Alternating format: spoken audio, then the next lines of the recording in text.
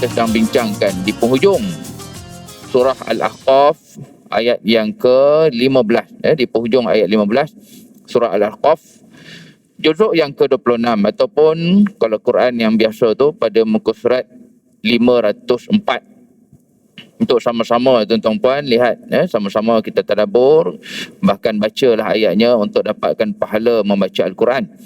Satu ayat yang hakikatnya adalah doa-doa yang diajarkan Allah Ta'ala kepada kita untuk diamalkan, untuk dipanjatkan ke hadrat Allah. A'udzubillahi samii'il 'aliim minasyaitonir rajim. Bismillahirrahmanirrahim. Alhamdulillahi wahdah alladzi sadaqa wa'dah wa nasara 'abdahu wa a'azza jundahu wa hazamal ahzaba wahdah. Ashhadu wa nashhadu an la ilaha illallah wahdahu la syarika lah wa ashhadu anna Muhammadan abduhu wa rasuluh.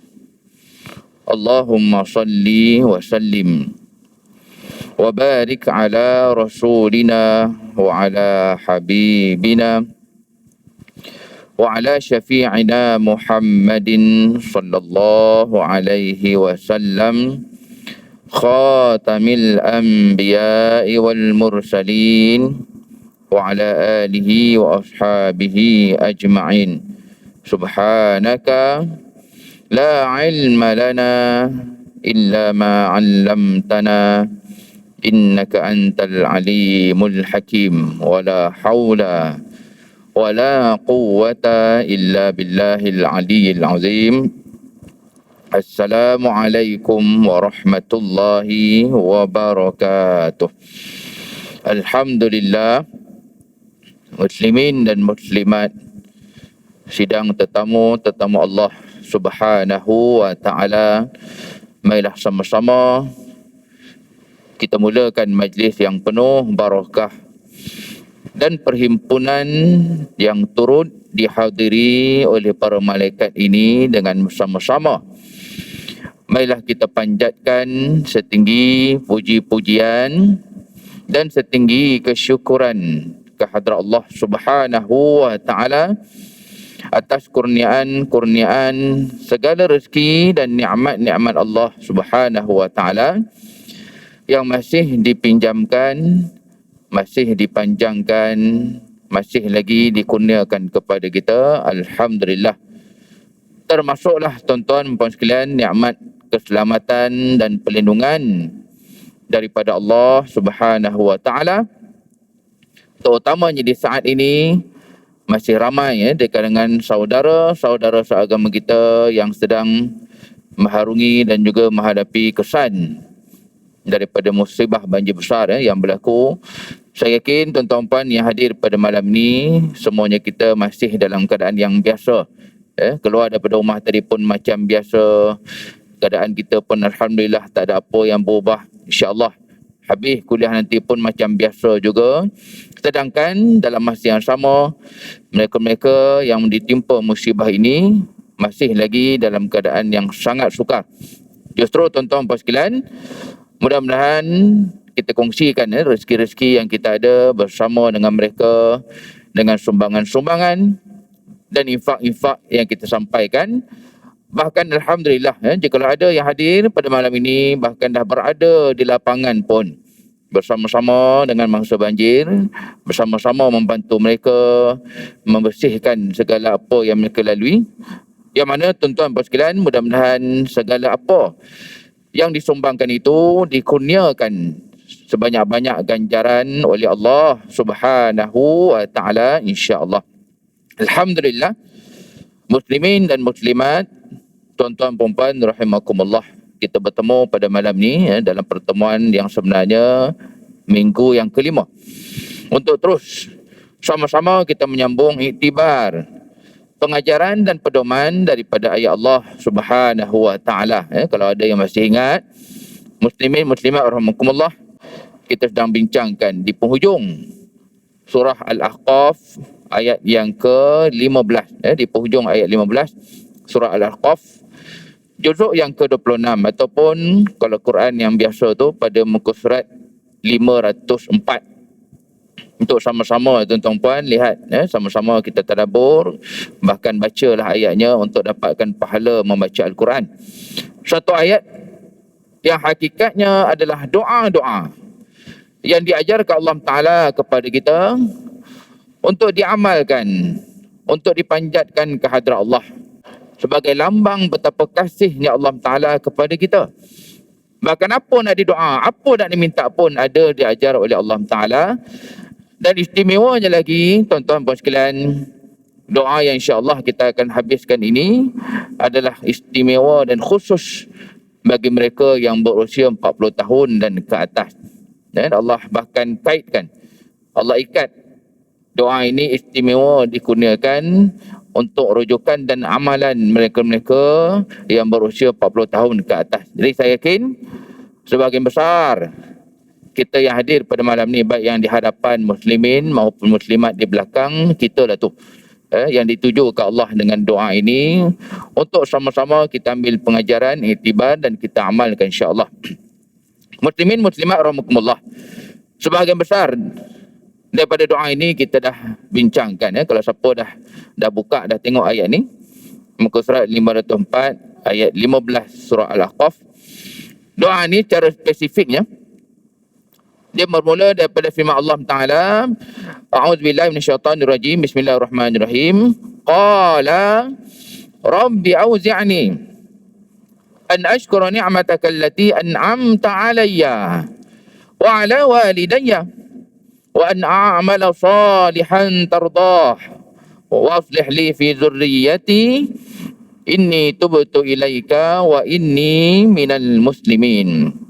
Sadaqallahul azim. Muslimin muslimat rahimakumullah, sebahagian besarnya kita dah bincang, saya tidak ulang pada malam ini. Kita nak terus sambung pada bahagian seperti yang dibacakan tadi, iaitu firman Allah Subhanahu Wa Taala, inni tubtu ilaika wa inni minal muslimin, iaitu bahagian hujung ataupun penamat bagi ayat 15 ini. Yang mana sebelum itu tuan-tuan puan, bahkan Allah dah ajarkan kita beberapa doa yang sangat menarik. Allah ingatkan kita yang pertama sekali tentang syukur.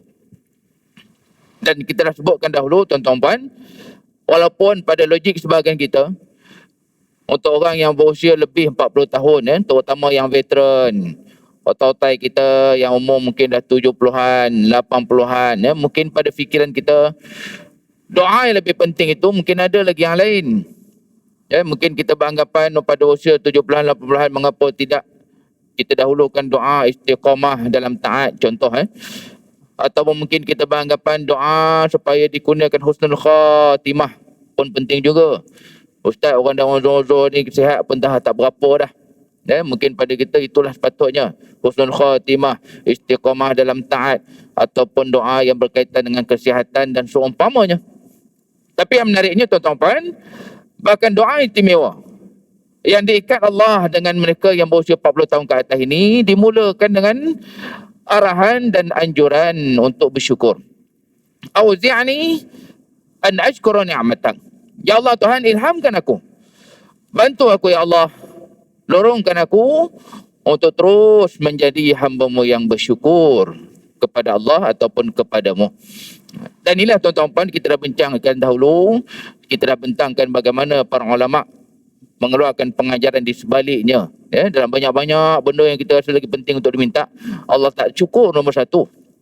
Dan yang menariknya, itulah apa yang sebenarnya sebagai iktibar secara tidak langsung, bahawa hakikatnya tuan-tuan puan, inilah ikatan utama di antara kita sebagai makhluk dengan Allah Subhanahu Wa Taala. Dia Allah letak sebagai nombor satu, kerana itulah memang realitinya pun. Ikatan utama kita dengan Allah Ta'ala adalah bagaimana kita terus menjadi hamba yang bersyukur, dan dengan syukur inilah bertambahnya amalan, dengan syukur inilah bahkan Allah kurniakan sebanyak-banyak balasan kepada kita. Dan itulah hadis yang popular, saya yakin tuan-tuan puan kita semua telah mendengarnya, walaupun mungkin tak hafal matanya dalam bahasa Arab. Iaitu apa yang ditanyakan oleh Aisyah radhiyallahu anha, kepada Nabi SAW dalam satu kisah yang sangat masyhur. Dalam satu peristiwa baginda solat malam tanpa diketahui oleh Aisyah, dan bahkan beliau mendapat tahu bagaimana kaki Nabi SAW punya lamanya berdiri sehingga bekak kaki baginda. Dan pada apa yang ditanyakan kepada Nabi SAW, mengapa begini? Wahai Rasul, Tuhan sebagai seorang yang maksum, dosa apa pun tak ada. Dalam masa yang sama amalan tu banyak dah. Nak banding dengan kita dan tak tahu kat mana kita ni. Dalam keadaan kita amalan tu tak seberapa, maksiat pula istiqamah dilakukan. Di Nabi SAW bahkan sebaliknya, maksiat dosa Masya Allah maksum di sisi Allah Ta'ala. Dalam masa yang sama amalan memang sedih banyak lah. Masih lagi beribadah dan qiyamul lail sampai ke tahap bengkak kakinya sehingga mengejutkan Aisyah radhiyallahu anha. Dan apa yang dijawab oleh Nabi SAW, tuan-tuan sekalian, baginda tidaklah menyebutkan tentang fadilat. Nabi tidak menjawab dengan membentangkan kelebihan sembahyang malam ataupun pahala dia bengkak kaki ni bukan kerana apa, pahala dia gini-gini, fadilat dia macam ni. Nabi tidak sebut pahala, ganjaran, kelebihan ataupun perkara yang dikaitkan dengan amalan itu apa yang kita dapat. Tapi bahkan jawapan Nabi SAW, afala akuna abdan syakura. Apakah salahnya aku beribadah seperti ini sebagai lambang kesyukuranku kepada Allah Subhanahu wa Ta'ala. Dan itulah jawapan Nabi, tuan-tuan, dengan ibadah yang luar biasa tersebut. Yang mungkin sebagian besar kita hanya menumpukan tentang fadilat, kelebihan, keutamaan, kita dapat apa. Itu yang diwawarkan dalam banyak amalan. Sampai ada istilah sekarang ni macam-macam, saya pun pening jawab. Ada jemaah bertanya tentang sedekah subuh. Ada ke Ustaz sedekah subuh ni? Saya pun tak tahu nak jawab apa kan. Ini satu benda yang jadi trend sebenarnya, terutama dalam grup-grup WhatsApp. Ada orang mulakan sedekah daripada subuh-subuh. Dan orang lain pun jadi salah pula dah. Orang lain jadi rasa berdosa pula bila dia tak bersedekah waktu subuh. Orang lain dah mula sedekah waktu subuh-subuh lagi. Ada dah pula istilah sedekah subuh dan sebagainya. Yang kebiasaannya, apa je amalan yang diwawarkan itu, kita akan tekankan dia punya fadilat, kelebihan, pahala, ganjaran. Tapi sebaliknya tuan-tuan, Nabi SAW ajar kepada kita, kesungguhan baginda dalam beribadah dan qiyamul lail itu semata-mata atas dasar syukurnya baginda kepada Allah Subhanahu wa Ta'ala. Ini apa yang mudah-mudahan dapat kita pegang, bahawa lagi bertambahnya umur, rupanya Allah ingatkan kita. Sepatutnya lebih banyak kita bersyukur kepada Allah, walaupun dalam keadaan kita sendiri pun banyak kekurangan. Selalu kita highlightkan apa yang kita dah tak ada. Ustaz, saya dah 60-an, 70-an, itu sakit, ni sakit, mata tak nampak, itu tak ada, ini tak ada. Kita highlightkan apa yang tak ada je. Sedangkan tuan-tuan, kita mungkin terlupa. Pada saat umur kita seperti itu, apa yang kita dah perolehi sepanjang hayat dan sepanjang hidup itu terlalu banyak. Dan itu yang Allah warning, Allah letak nombor satu. Dalam doa yang diajarkan ini, bahkan syukur itulah yang dimulakan oleh Allah Subhanahu wa Ta'ala. Muslimin, muslimat rahmatullah.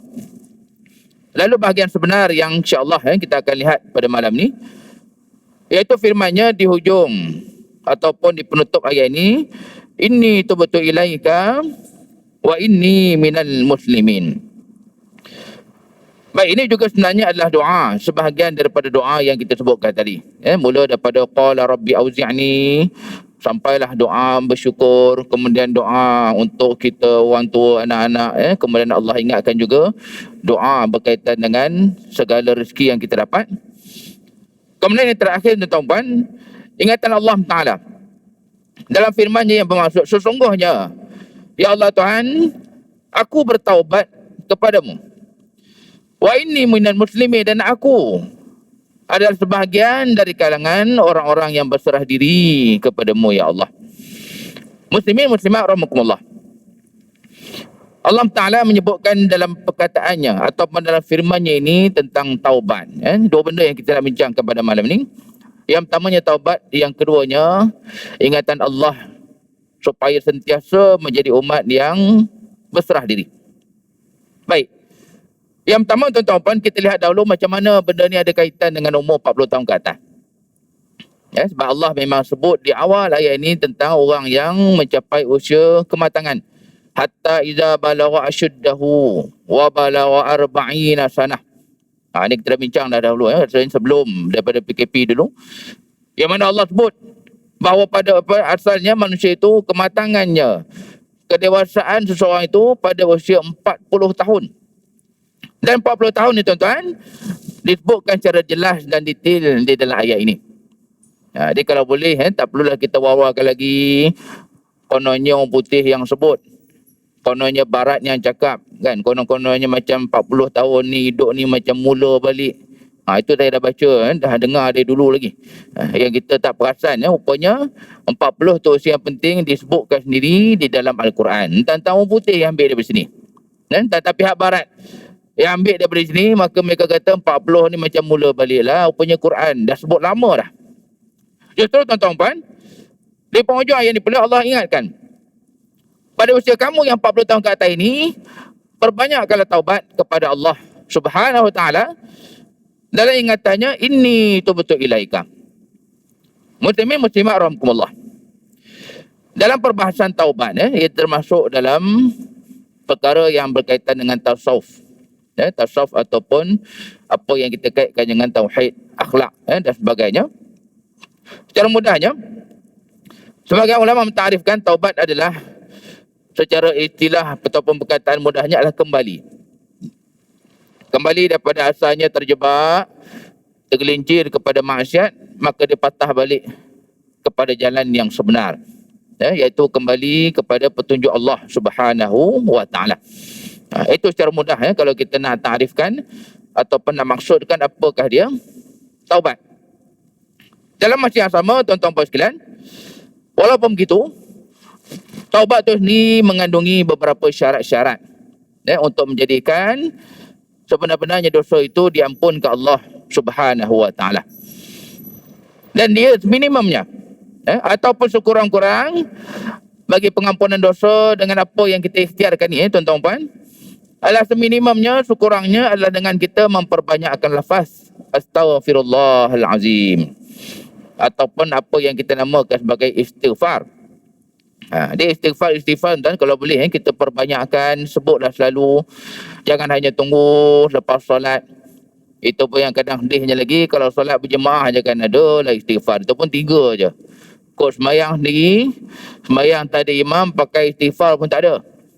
Itu kalau kata dengan imam pun kita memang betul follow imam kan. Kena ikut imam Zat, imam macam tu, kita macam tu lah. Padahal tuan-tuan, lepas daripada solat, kalau kata kita nak lebihkan zikir tertentu, irit tertentu, terpulang. Kalau kata istighfar imam tu 3, bolehkah kita letaklah 10 ke? Kan? Lebihkan sikit. Kerana imam melakukan apa yang dibuat itu secara umum, untuk ikutan semua. Tapi untuk kita secara peribadi, tak ada masalah, lebihkan. Kerana hakikatnya, lafaz istighfar adalah lafaz yang paling minimum untuk kita kaitkan sebagai taubat kita kepada Allah Subhanahu Wa Taala.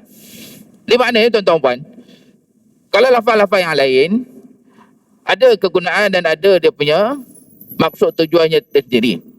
Antara contoh kita lihat lafaz tasbih ataupun lafaz tahlil, tahmid. Dan itu nama-nama dia yang kita sebut sebagai subhanallah, alhamdulillah, Allah Akbar, tu semua ada nama tu. Ada nickname belaka. Termasuk tahlil pun. Perkataan tahlil tuan-tuan, kita je orang Melayu package dia dengan maksud yang macam-macam. Kalau betul-betul ikut dalam bahasa Arab, tahlil tu asal sebenar maksud dia adalah lafaz la ilaha illallah. Itu sebenarnya. Tapi saya yakin tuan-tuan, dalam amalan kita bila dulu sampai sekarang, bila sebut tahlil apa kita faham? Automatik kita faham tahlil tu macam-macam ada dulu. Penutup dia mesti ada makan. Tak ada jamuan, tak ada makan-makan. Ui, lain macam rasa tahlil malam ni. Memang malam kedua tak tahu apa jadilah kot.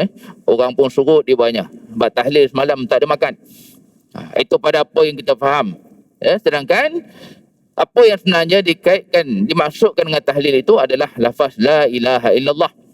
Jadi tuan-tuan puan, maka sebahagian besar daripadanya adalah lafaz-lafaz yang mendatangkan pahala yang berganda-ganda. Ada pula lafaz tertentu yang tujuannya untuk memuji dan memuliakan Rasulullah SAW, iaitu selawat. Selawat-selawat dan juga salam kita ke atas baginda itu adalah untuk memuji baginda, selain daripada kita sendiri dapat balik selawat dan doa daripada Allah SWT. Ya. Dan ada pun yang kita bincangkan malam ni iaitu istighfar. Istighfar ni pula selain daripada pahala, fungsi utamanya tuan-tuan puan sebagai pengampunan terhadap dosa-dosa yang kita lakukan kepada Allah Subhanahu wa taala. Di mana ni tuan-tuan puan, kalau boleh kita buat belaka. Dan bukan kata hanya zikir wirid tertentu semata-mata. Kalau kata waktu ni kita selawat. Lepas solat mungkin memang ada amalan kita gitu kan. Lepas solat kalau kata nak istighfar, istighfar lah, tapi mungkin lebih kan. Waktu lain mungkin kita baca benda lain. Waktu ni pula baca Quran. Waktu tertentu wirid kita tertentu. Kerana mudah-mudahan dengan apa yang kita buat sekadar mampu itu, kita tidak meninggalkan sebahagian. Kita buat sebenarnya ataupun semampu apa yang boleh dengan masa dan juga dengan kehidupan yang kita ada ini. Kerana hakikatnya bagi setiap wirid dan juga zikir-zikir itu ada peranan-peranan yang berbeza. Kalau kata selawat kan, tujuan utama selawat itu untuk puji Nabi lah, memuliakan Nabi SAW. Dalam masa yang sama tuan-tuan puan, yang dikaitkan dengan pengampunan ataupun kemaafan daripada Allah Ta'ala, ada pula lafaz zikir yang berbeza, iaitu kita perbanyakkan istighfar, memohon keampunan daripada Allah Subhanahu wa taala. Ini yang pertama. Muslimin muslimat rahimakumullah. Kerana saya sebutkan begini, ramai bahkan di kalangan kita yang tidak merasakan pengampunan dosa ni penting. Kerana sebagian besar kita dan tumpuan kita adalah buat. Buat. Dalam masa yang sama yang lampau tu kadang kita tak ambil indah. Terutama dosa-dosa. Bahkan inilah yang sekarang alhamdulillah setelah diberikan kelonggaran, dibenarkan kita mengembara semula keluar negara, antara yang kita sungguh-sungguh tuan nak buat, takkan saya lihat orang kita pun ramai kembali semula ke tanah suci kan. Itu tak adalah kata tak elok tuan, teruskanlah. Kalau tuan-tuan puan yang hadir malam ni memang ada kemampuan, dah plan dah pun, dah bayar dah pun, nak fly dah pun, teruskan, alhamdulillah, tak ada masalah. Tapi hakikatnya tuan-tuan puan, tumpuan dalam ibadah dan ketaatan kita kepada Allah bukan hanya sekadar buat. Dah tertanggung ni Ustaz, saya memang dah plan daripada sebelum Covid dah itu lagi. Dah bayar dah pun lagi umrah gitu gini. Tertangguh, tak dapat. Sekarang bila dah boleh pergi, terus dia pergi. Tak ada masalah tuan-tuan puan. Teruskan. Dalam masa yang sama, hakikatnya tumpuan kita sebagai hamba itu termasuklah segala apa yang lampau. Terutamanya dosa-dosa dan maksiat-maksiat yang dahulunya pernah kita lakukan, baik kita kata zaman jahil ke, zaman gelap ke, zaman tak tahu apa ke. Itu sebenarnya adalah perkara-perkara yang tercatat dalam buku catatan amalan. Dan kebimbangannya tuan-tuan puan, ia perkara yang dikhawatiri tetap ada dalam buku catatan tersebut. Kerana tumpuan kita hanya buat dan menambahkan amalan. Kita terlepas pandang untuk menghapuskan ataupun untuk memohon keampunan Allah Ta'ala bagi dosa-dosa tersebut. Ini yang mudah-mudahan dapat kita ambil sebagai pengajaran dan iktibar. Tumpuan kita bukan hanya mata-mata menambah dan membuat, tapi tetap termasuk dalam apa yang kita tekankan adalah meminimumkan ataupun mengurangkan dosa maksiat kita terhadap Allah Subhanahu wa taala. Ini yang pertama. Justru muslimin muslimat sekalian, saya doakan ada kalah juga dalam aktiviti harian ataupun tumpuan ibadah kita itu adalah memohon keampunan Allah Subhanahu wa taala. Kemudian yang kedua, muslimin muslimat Allah. Bahkan mohon keampunan ini adalah perkara yang turut dilakukan oleh para nabi dan rasul. Ini yang kedua, untuk kita lihat. Ia bukan semata-mata pilihan. Kalau Ustaz ikut saya lah. Saya jenis orang yang suka selawat. Contohlah kan. Ataupun ada orang yang dia suka solat-solat. Saya memang minat Ustaz, semayang-semayang ni memang saya suka. Atau mungkin sebahagian kita yang bersungguh dalam berpuasa, jaga sungguh. Bahkan dulu yang antara amalan yang popular, saya tak tahu sekarang macam mana. Dulu-dulu tuan, waktu saya kecil dulu, saya tahu amalan popular sebenarnya di kalangan otai-otai, orang tua-tua, veteran kita. Kalau puasa tu mereka dah bermula daripada bulan Rajab. Rajab sebulan, Syaban sebulan, sambung Ramadan of course sebulan kan. Itu yang dulunya ada amalan yang disebutkan sebagai puasa 3 bulan. Itu dululah, saya tak tahu sekarang macam mana. Adakah masih ada yang mengamalkannya? Kerana dulu-dulunya ia adalah amalan yang sinonim bagi sebahagian orang tua-tua kita. Jadi dia cuti, dia tak puasa bila? Dia tak puasa 1 Syawal dia. Daripada Rajab dah puasa 3 bulan, Syawal berhenti tu pun 1 Syawal je. 2 Syawal puasa balik, iaitu puasa 6. Habis puasa 6, barulah betul-betul dia berhenti berpuasa. Start daripada Rajab sampaikan Syaban, sampai Ramadan, sambung puasa 6, habis puasa 6 baru dia berhenti. Itu contoh. Dulunya ada amalan sebegitu yang dilakukan oleh orang tua-tua kita. Dalam masa yang sama, tuan-tuan puan, mudah-mudahan kita tidak terlepas pandang terhadap amalan memperbanyakkan istighfar kepada Allah Subhanahu wa taala. Kerana ini bukan mata-mata masalah dosa. Yang memang dosa kita ni banyak pun. Tuan-tuan puan, bahkan yang keduanya, memohon keampunan Allah juga adalah perkara yang istiqamah dilakukan oleh para nabi dan rasul. Dan apa masalahnya? Mungkin pada kita biasa kan, tak apalah Ustaz, terpulanglah rasul tu nak istighfar pun. Masalah untuk sekalian nabi dan rasul, dosa apa pun tak ada. Mereka bahkan dalam kategori manusia-manusia yang maksum, terpelihara. Dosa tu kalau kata yang lampau, yang terdahulu tu memang tak ada. Bahkan mereka ni manusia yang sangat-sangat menjaga kehormatan. Dia orang kata ter ni pun tak ada lah. Tapi malangnya, tuan-tuan puan sekalian, sebaliknya, kita ni pula yang Masya Allah boleh kata bergelumang dengan dosa dan maksiat, tidak memandang penting dan besarnya tujuan di sebalik istighfar ataupun memohon keampunan Allah SWT. Ada terbalik ikut. Kita ni pula yang orang kata tak seberapa ataupun ala kadar je kan. Ada sembahyang jemaah, ada istighfar. Kau kata sembahyang sendiri itu habis dengan istighfar pun tak ada. Inilah tuan-tuan puan. Bahkan para nabi dan rasul yang satu dosa apa pun tak ada, mereka pula yang banyak istighfar dan memohon ampun kepada Allah Subhanahu wa taala. Walaupun hakikatnya mereka ni manusia yang terpelihara, bahkan pengorbanannya pun sangat banyak. Kalau ikut dosa memang tak ada. Jadi inilah mudah-mudahan menjadi semangat dan pegangan kepada kita tuan-tuan puan untuk memperbanyakkan istighfar, kerana ia adalah amalan sinonim dengan orang-orang soleh. Dia bukan mata-mata sekadar apa yang selalu kita buat. Puasa, solat, zakat. Sekarang ni pula viral dengan sedekah kan. Hebat kita bersedekah. Ataupun kalau dia lebih mampu lagi pergi umrah. Memang kalau kata ke Mekah tu dia suka betul. Dalam masa yang sama, adakah juga kesungguhan kita dalam beristighfar. Antara contoh yang boleh dikongsikan tuan-tuan puan, iaitu bagaimana Allah rakamkan pada ayat terakhir surah Nuh. Nuh, Nabi Nuh tu, seorang rasul yang bahkan ada surahnya di dalam Al-Quran, iaitu Nabi Allah Nuh alaihissalam. Bahkan baginda bukan jalan-jalan tuan-tuan puan. Saya yakin kita semua tahu Nabi Nuh alaihissalam salah satu daripada 5 rasul terbaik yang digelarkan sebagai ulul azmi. Rasul tu pun mulia dah. Tak banding dengan kita dan tak tahu kita kat mana ni. Kita dengan rasul tu tak tahu di mana nak dibandingkan. Dalam masa yang sama, Nabi Nuh ni 5 terbaik yang digelarkan ulul azmi. Dan apa yang dirakamkan Allah Ta'ala di hujung surah Nuh ayat terakhir, dalam firman Allah Ta'ala, Rabbi fili wali walidayya waliman dakhala baitiya mu'mina walil mu'minina wal mu'minat wala tazidiz zalimina illa tabara. Masya Allah.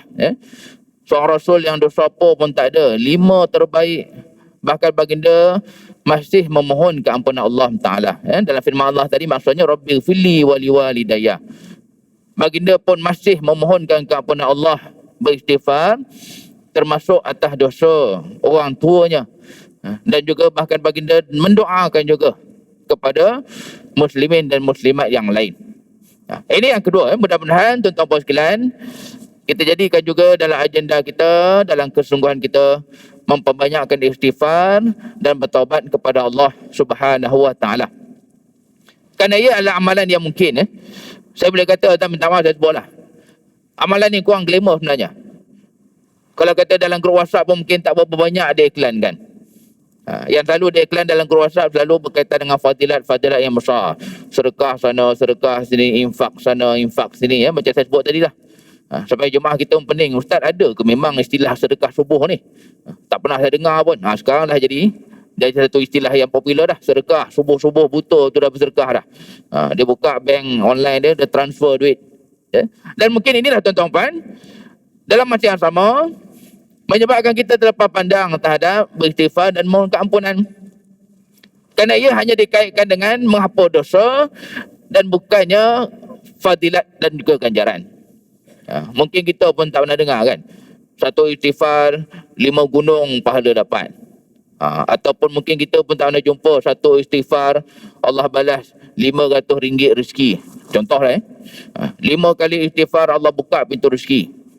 Dia mungkin dikarenakan tidak ada fadilat yang macam itu.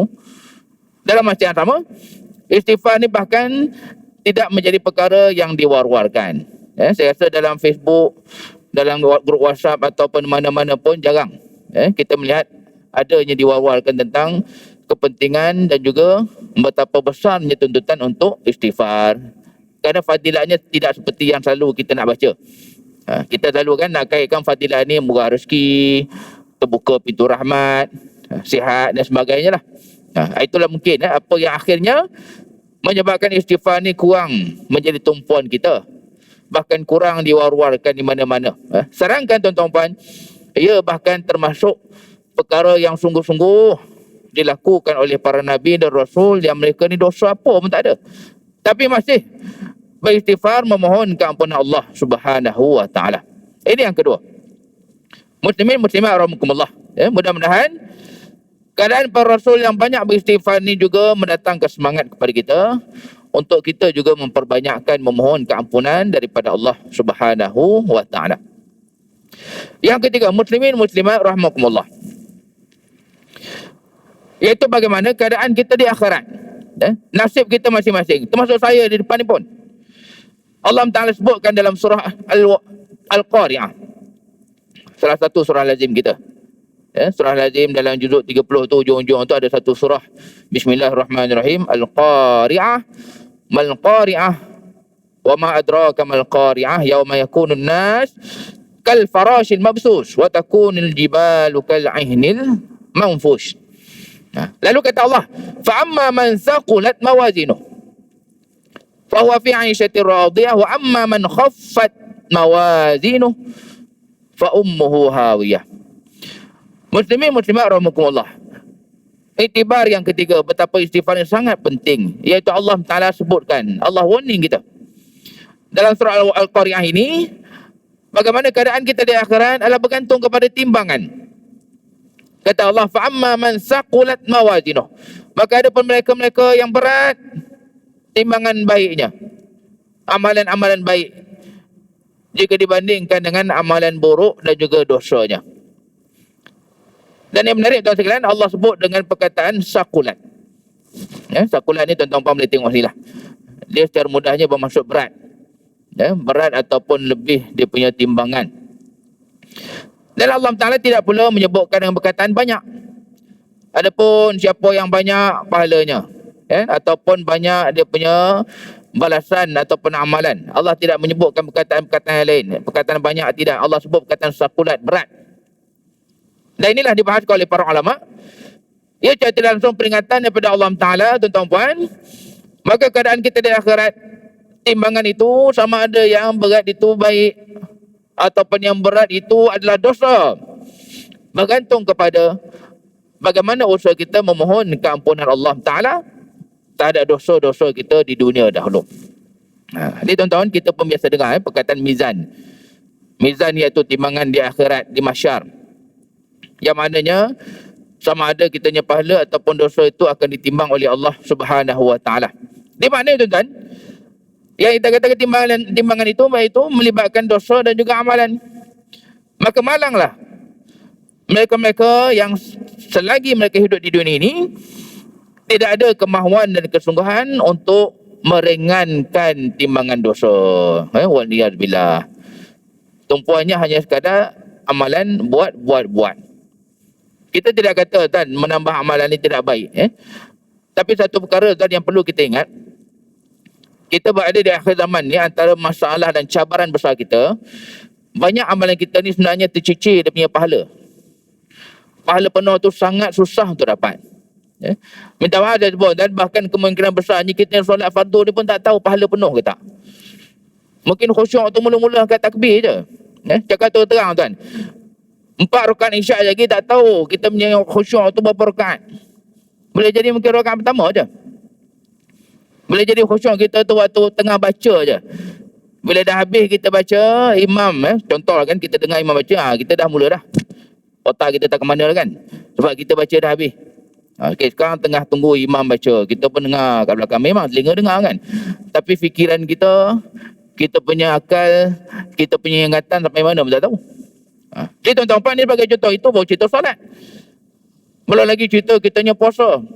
Lagi puasa dengan panjang daripada subuh sampai ke maghrib. Wallahualam. Tak tahu dan berapa banyak pahala kita dapat. Entah-entah sepanjang hari puasa tu, baru pukul 10 pagi dah potong pahala. 11 pagi potong lagi pahala. Zuhur potong lagi pahala. Nak menunggu kan sampai maghrib tak tahu berapa persen pahala puasa kita.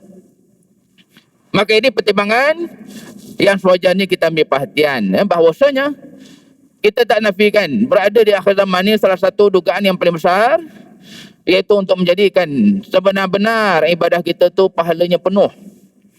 Dan ia perkara yang sangat sukar. Kita tak kata yang besar-besar dan tak kata umrah, tak katalah sedekah ni, solat ni pun kejap lagi kita solat, tadi kita solat. Tak tahu macam mana pahala tu. Wallahu alam, adakah memang sampai solat tu kepada Allah ataupun dalam hadis tersebut bahkan dicampak semula solat ke muka si pembuatnya.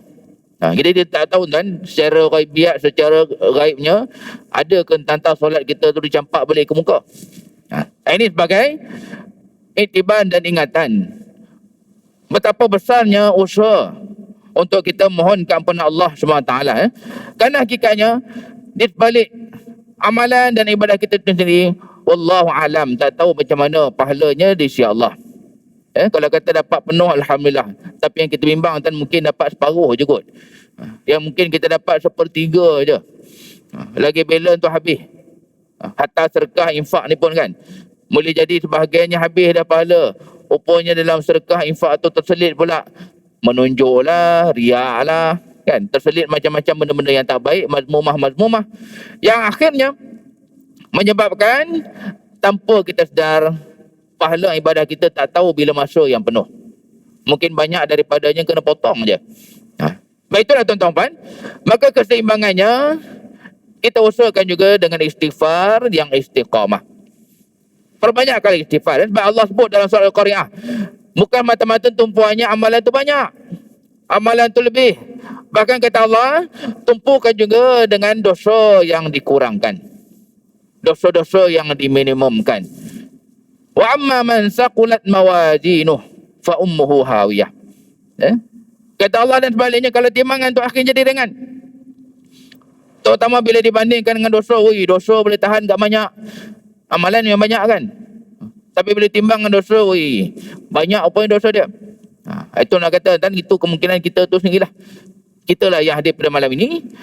Mudah-mudahan ada kesungguhan kita dalam memperbanyakkan istighfar, memohon keampunan Allah SWT. Kerana persoalannya, ibadah kita ni alhamdulillah memang banyak. Tuan-tuan yang hadir pada malam ni, saya yakin macam-macam amalan dan ibadah yang kita lakukan. Bahkan lebih. Dan alhamdulillah macam-macam yang kita buat. Rahsia kita dengan Allah, Allah je yang tahu macam mana amalan kita. Tapi masalah tuan-tuan, kita tak boleh nafikan kita dah di hujung sangat zaman ni. Amalan kita, ibadah kita itu Allahu alam, tak tahu macam mana pahalanya, macam mana penerimaannya di sisi Allah Ta'ala. Mungkin dapat pahala tu 80% pun hebat dah kot. Yang kita bimbang, mungkin sebahagian amalan kita tu 50% mungkin tak dapat. Terutama yang melibatkan tumpuan, iaitu solat mesti khusyuk. Kalau kata umrah pun sama tuan-tuan, kita di tanah suci itu pun walaupun tak ada tuntutan untuk khusyuk macam solat, tapi kena ingat, tetaplah pada umrah kita itu ada tuntutan untuk kita memperbanyakkan zikir, menjaga lisan. Dalam keadaan zaman sekarang kan orang pun dah moden sangat, tengah-tengah tawaf boleh telefon. Saya tak tahulah sekarang tapi dulu saya pergi biasa tuan, orang tengah tawaf dia bertelefon. Yang memang dah tak ada dah pun larangan bawa handphone ke dalam Masjid Haram tu dah lama tak ada dah. Tengah-tengah tawaf pun hebat, masih lagi melayan telefon. Walaupun tidak ada larangan, tak batal tawaf. Tapi kita sendiri ingatlah kan, orang kata fikir sendirilah. Adakah itu cara kita menghormati dan memuliakan Allah Subhanahu Wa Taala? Ini sebagai contoh, tuan-tuan. Pada hakikatnya kita tak tahu apa kualiti ibadah kita sebenarnya. Kerana kita hanya tumpukan dia punya banyak. Kita hanya tumpukan dia punya bilangan. Sedangkan kualitinya Allah Alam, kita tak tahu. Terutamanya ia sebenar-benarnya rahsia Allah Subhanahu Wa Taala. Justru kita seimbangkan. Selain daripada amalan yang kita istiqamah, tambah, kita buat, kita perbanyakkan. Tuan-tuan puan, jaga juga, bersungguh-sungguh juga dalam kita memperbanyakkan istighfar. Kerana Allah sebut dalam surah Al-Qari'ah, bahkan yang berlaku di sana nanti adalah timbangan. Jadi kau katalah kan, memang banyak pun amalan kita dipotong pahalanya, tak penuh. Tapi mudah-mudahan dengan istighfar kita yang bersungguh, taubat kita yang disungguh dilakukan itu akan menyeimbangkan kita punya pahala. Kau kata mungkin banyak kena potong pun, alhamdulillah dosa kita pun banyak ada berkurang. Dikarenakan taubat kita, dikarenakan istighfar kita yang dilakukan ketika hidup dahulu. Baik, muslimin muslimat rahimakumullah. Ini yang ketiga, bila kita mengambil iktibar tentang istighfar yang kedudukannya sangat penting dalam agama. Sangat penting sebenarnya istighfar ini dalam urusan syariat dan kehidupan kita. Kita berlaluan kepada azan.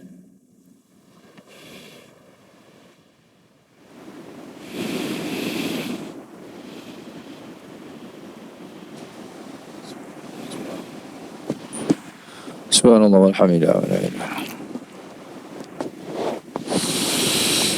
Allahu Akbar, Allahu Akbar,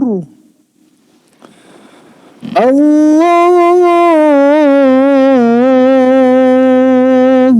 Akbar, Allahu Akbar. Asyhadu an la ilaha illallah.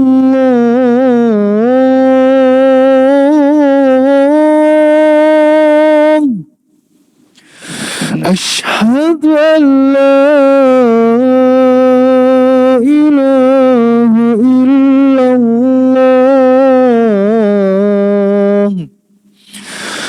Asyhadu anna Muhammadar Rasulullah.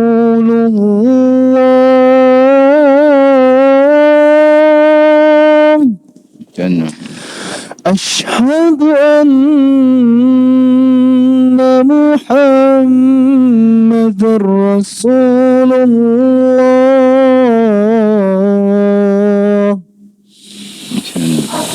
Hayya 'ala salat.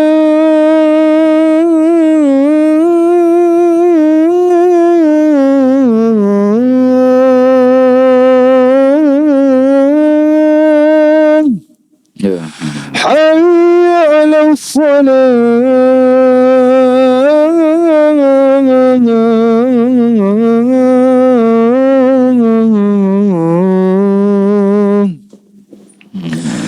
Hayya 'alal falah.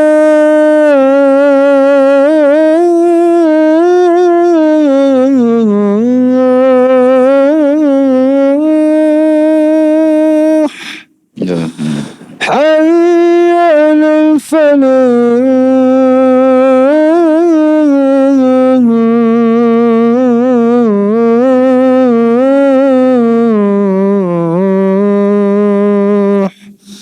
Allahu Akbar,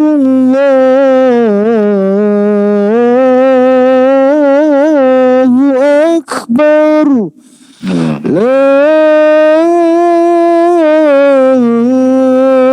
ilaha illallah.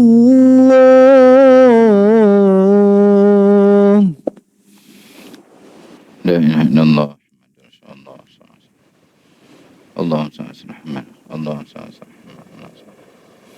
Allahumma rabba hadhihi ad-da'wati at-tammati was-salatu Ati Sayyidina Muhammad wa sallallahu alaihi wa sallam. Innaka la Muslimin, muslimat, tuan-tuan perempuan, tetamu Allah Subhanahu Wa Taala. Sikit lagi kita habiskan pembincangan kita pada malam ni, iaitu sebahagian ataupun di antara apa yang Allah ajarkan kita dalam doa yang sangat istimewa khusus bagi mereka yang berusia 40 tahun dan ke atas. Di hujungnya kata Allah, inni tubtu ilaika. Ya Allah Tuhan, pada usia ini aku bertaubat dan aku memohon keampunan-Mu ya Allah. Tuan-tuan dan puan yang Allah, setelah kita bincangkan tadi, bertaubat ini hakikatnya sebahagian daripada kerja orang-orang soleh. Dia patutnya kerja orang soleh itu bukan sekadar amalan buat, patut termasuk istighfar. Yang kedua juga kita sebutkan, ia juga adalah perkara yang istiqamah dilakukan oleh para Nabi dan Rasul. Nabi Rasul ni masalahnya dosa apa pun tak ada. Tapi Masya Allah, istiqamah mereka istighfar. Kemudian yang ketiga, tuan-tuan, istighfar sebenarnya menyeimbangkan amalan kita hakikatnya. Kerana dengan apa yang kita buat, kejap lagi pun solat yang kita akan dirikan, Allahu alam, kita tak tahu bagaimana kualitinya. Memang mekah dan pahalanya 100 ke, ataupun waliyadzubillah sebenarnya banyak sangat amalan kita itu dipotong pahalanya oleh Allah SWT dengan kekurangan-kekurangan yang ada pada diri kita. Mungkin rukun syarat ada yang tak betul, mungkin khusyuk tak ada, ataupun mungkin dalam keadaan kita buat amalan tu maksiat pun buat juga. Maka mudah-mudahan dengan amalan yang tak tahu macam mana pahalanya itu, kita seimbangkan dengan istighfar dan dosa-dosa yang diusulkan keampunan. Kemudian yang terakhir, muslimin muslimat rahmatullah, saya kongsikan apa yang dikatakan oleh Sayyidina Abdullah bin Abbas. Ini insya-Allah nanti kita akan sambung, kita akan huraikan, iaitu beliau membentangkan kepada kita bahawa taubat ataupun memohon keampunan, terutama yang diistilahkan sebagai nasuha. Taubatan nasuha ni ada dalam Al-Quran pun perkataan tu. Dalam firman Allah surah Tahrim, ya ayyuhallazina amanu tubu ilallahi taubatan nasuha. Maka Ibn Abbas menyebutkan sekurang-kurangnya ada 3 komponen di dalamnya. Yang pertama kata beliau, iaitu sesal dengan sungguh-sungguh di dalam hati. Dia orang kata yang menyesal dengan sungguh-sungguh. Bukan sekadar ingat tak ingat, ingat lupa bukan. Maknanya istighfar, taubat nasuha tu betul-betul kesal. Yang kedua kata beliau, diikuti dengan istighfar pada lisannya. Dia bukan dalam hati je, mesti ditahirkan. Mak kadang bagi kita dan dia ada kesal dalam hati, rasa macam-macam, tapi kat mulut diam je. Jenis orang yang mungkin kerasnya orang kan. Jenis tak main nak sebut-sebut. Itu kadang memang sebahagian orang lelaki pun gitu kan. Jadi memang semua dalam hati, sayang ke anak dalam hati, sayang kami ni dalam hati, sebutkan mulut tak ada. Tuan-tuan, apa dikatakan sebagai taubat nasuha tu mesti ada pada lisannya.